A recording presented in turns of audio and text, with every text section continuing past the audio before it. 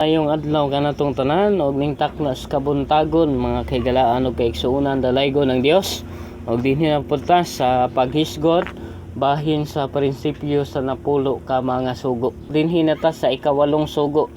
Ay ikawalong sugo sa Exodo kapitulo 20 bersikulo 15.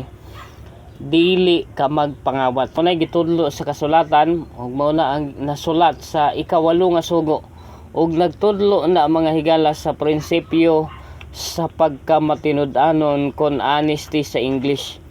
Sa Roma kapitulo 12 bersikulo 17 mga higala, nagingon ang kasulatan, kinahanglan walay balusan ninyong dautan tungod sa dautan.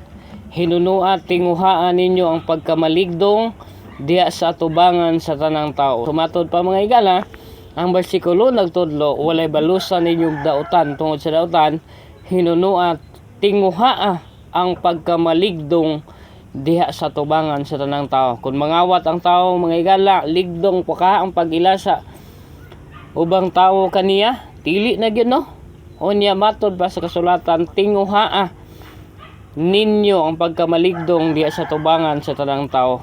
Sa Efeso kapitulo 4 bersikulo 28, ang kawatan kinahanglan dili na magpangawat, kundili magbudlay hinuon siya nga magbuhat sa mga maayong butang pinaagi sa iyang mga kamot aron may ikahatag siya ngadto sa mga nagikinahanglan.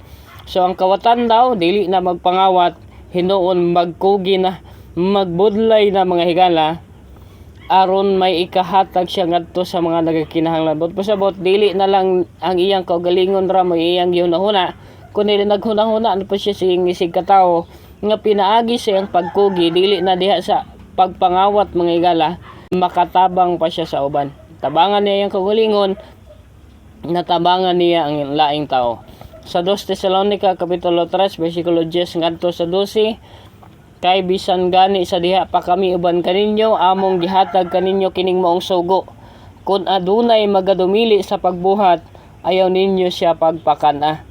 Kay kadungog kami nga ang uban kaninyo na nagbagdoy nga walay laing nahimo kundili ang pagpanghilabot sa uban.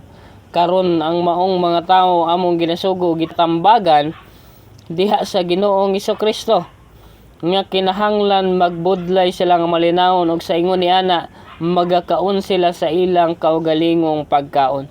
So dili na pwede mga higala nga dili ta molihok tungod kay mo na hinungdan nga makapangawat ang tao wa nay kanon tungod kay magtinapulan apan kun ang tao magkugi mga higala makakaon siya sa iyang hinaguan. Mayong adlaw og ang Dios magapanalangin kanatong tanan.